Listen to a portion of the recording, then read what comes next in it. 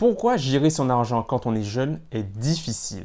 Bonjour à tous, je suis Chris Tuttle, votre expert et coach en gestion financière. Mon but est de vous aider, vous qui avez des difficultés avec l'argent, à atteindre l'épanouissement et la sérénité financière dont vous avez besoin pour réaliser la vie de vos rêves. Quand on parle de budget pour un jeune, on a tendance à penser que c'est difficile parce qu'on a peu de ressources. Mais si justement ce manque de ressources n'était pas la seule raison pour laquelle c'est difficile de gérer son budget quand on est jeune. Et si justement il n'y avait pas d'autres causes beaucoup plus profondes qui expliqueraient pourquoi c'est aussi compliqué de gérer son budget quand on est jeune, pourquoi on doit faire face à autant de difficultés. Et c'est exactement ce que je veux vous montrer aujourd'hui. Mais avant qu'on aille plus loin les amis, si vous souhaitez recevoir plus d'informations concernant la gestion de vos finances personnelles, abonnez-vous à la chaîne dès maintenant en cliquant sur le bouton s'abonner et pensez bien à cliquer surtout sur la cloche des notifications qui se trouve juste à côté. Comme ça, vous ne raterez aucune prochaine vidéo. Le premier facteur pour lequel c'est difficile de gérer son argent quand on est jeune, qui rend les choses difficiles, ce sont les mauvais exemples que vous avez eus par le passé. Dans quel environnement vous situez-vous? Quel est votre environnement? Jetez un œil sur votre environnement actuel, mais surtout sur votre environnement que vous avez connu par le passé. Quels sont les exemples que vous avez connus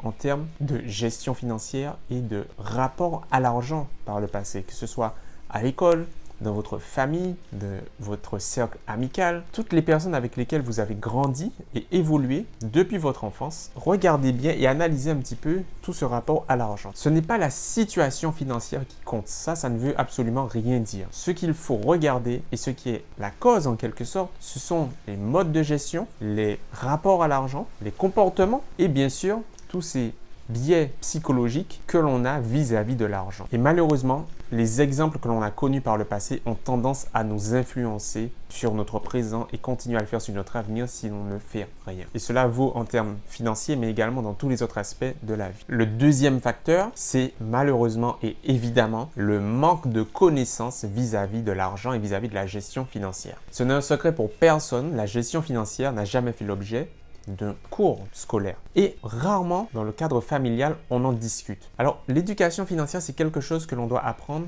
la plupart du temps par soi-même. On ne peut compter ni sur le système scolaire, ni sur le cadre familial. Alors, face à cela, et face à ces mauvais exemples justement que l'on a connus par le passé, ce mauvais entourage, c'est encore plus facile de reproduire des schémas que l'on ne sait même pas être mauvais et qui ne font que nuire à votre santé financière, qui ne font que nuire à votre santé financière. Pour éviter justement que votre vie budgétaire en tant que jeune que vous êtes soit compliquée, soit encore plus compliquée, vous devez absolument apprendre à gérer votre argent. Ce n'est pas quelque chose sur lequel vous pouvez discuter.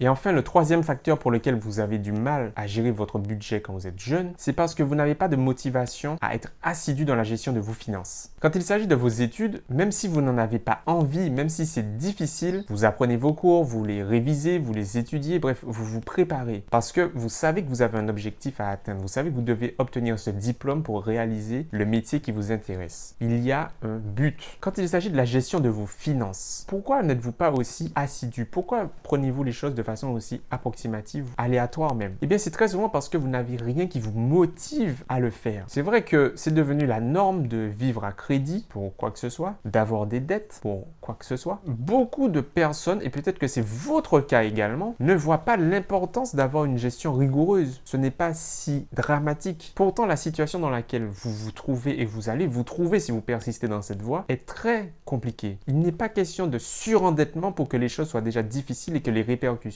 soient douloureuses pour vous et pour votre entourage. Alors justement, pour éviter cela, et si vous souhaitez éviter cela, vous devez absolument trouver la raison ou les raisons pour lesquelles vous ne voulez pas avoir des difficultés financières. Et cela passe par quoi? Eh bien par votre objectif financier. Et c'est l'une des choses les plus importantes à trouver quand on est jeune. Si vous avez votre objectif, si vous savez ce que vous voulez concrètement dans 5 ans, dans 1 an, dans 10 ans, alors ce sera beaucoup plus facile pour vous d'utiliser votre argent dans l'intérêt de cet objectif. Mais quand on n'a pas d'objectif, quand on n'a pas de motivation, eh bien on ne fait rien de façon sérieuse et l'argent part à droite, à gauche, en haut, en bas, n'importe, dans tous les sens, mais pas pour vous. La raison pour laquelle vous avez des difficultés financière. Alors maintenant, vous avez le choix, les amis. Vous pouvez persister dans cette voie, continuer à agir de la même façon, mais ce qui va se passer, malheureusement, c'est que les difficultés financières vont s'accroître. Et les difficultés ne s'arrêtent pas qu'au domaine financier. Très souvent,